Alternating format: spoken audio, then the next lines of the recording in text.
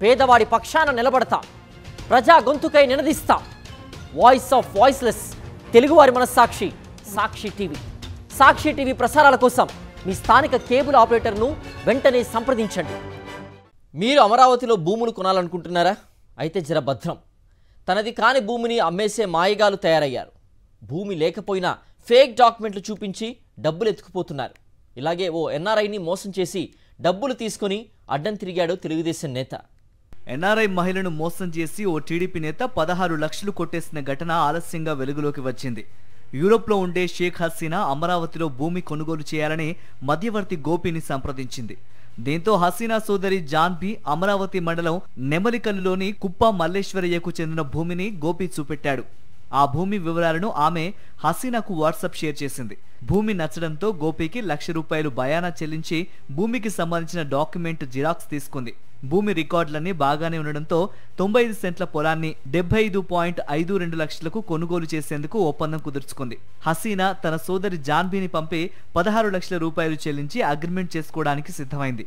ఈ క్రమంలో అగ్రిమెంట్ చేసుకోవడానికి వచ్చిన జాన్బీకి అమరావతికి చెందిన టీడీపీ నేత జానీ సైదా తాను మల్లేశ్వరయ్య నుంచి భూమి కొనుగోలు చేసి అగ్రిమెంట్ చేసుకున్నానని నకిలీ పత్రాలు చూపించి నమ్మించాడు. అదే 75.52 లక్షలకే తాను ఆ భూమిని అమ్ముతానని చెప్పాడు. దీంతో మే 15న ₹16 లక్షల జానీ సైదాకు చెల్లించి నెల రోజుల్లో రిజిస్ట్రేషన్ చేసుకునేలా అగ్రిమెంట్ చేసుకున్నారు.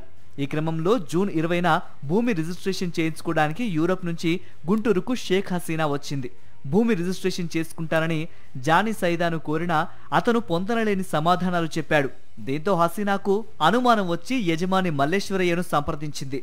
అతడు జానీ సైదా ఎవరో తనకు తెలియదని, తాను అగ్రిమెంట్ చేయలేదని చెప్పడంతో హసీనా తాను మోసపోయానని గ్రహించి గుంటూరు పట్టాభిపురం పోలీస్ స్టేషన్లో ఫిర్యాదు చేసింది. అతన్ని ఈ అమ్మాయిని ఇద్దరిని క్యాష్ తీసుకుని వెళ్ళమన్నాం. 5 lakhs చెక్ ఇచ్చామండి, 10 lakhs క్యాష్ తీసుకుని, అంటే ఆల్రెడీ 1 lakh అడ్వాన్స్ ఇచ్చున్నాం కదా, 16 lakhs మీద అగ్రిమెంట్ రాయించండి అని చెప్పాము. సరే అని అమరావతి వెళ్ళారు. వెళ్ళిన తర్వాత రైతుతో మాట్లాడించమని మొట్టమొదటి ప్రశ్న అండి అడగగానే, రైతు ఇప్పుడే వెళ్ళిపోయాడు, తను హైదరాబాద్లో ఉండేది, ట్రైన్ టైం అయిపోతుందని వెళ్ళిపోయాడండి, మేము అగ్రిమెంట్ హోల్డర్సే కదా, మాతోటి చేయించుకోండి అని ఇతనండి జాన్ సైదా అనే పేరు అప్పుడే ప్రస్తావించారు. ఇతను జానీ, ఇతను ఉండేది అమరావతి అండి. మేమన్నాము ఇతను ఎవరండి, ఇప్పటివరకు ఇతని పేరు రాలేదు, ఇతను జానీ జడ్పీటీసీ టీడీపీ పార్టీ అని చెప్పారండి. పూర్తిగా ఇతని వల్ల దారుణంగా చీట్ చేయబడ్డాం, అందుకని మీడియా ముందుకు రావాల్సి వస్తుంది. తాను కూడా టీడీపీ తరపున 3 సార్లు పోలింగ్ ఏజెంట్ గా పనిచేశానని, తనకు జరిగిన మోసాన్ని టీడీపీ నేతల దృష్టికి తీసుకువెళ్తానని హసీనా తెలిపింది.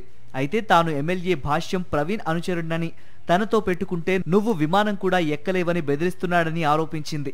కాగా ఇసుక అక్రమాలకు సంబంధించి జానీ సైదాపై పలు ఆరోపణలు ఉన్నాయి. నియోజకవర్గంలో టీడీపీలో ముఖ్య నేత కావడంతో బాధితులు ఫిర్యాదు చేసేందుకు ముందుకు రావడం లేదు.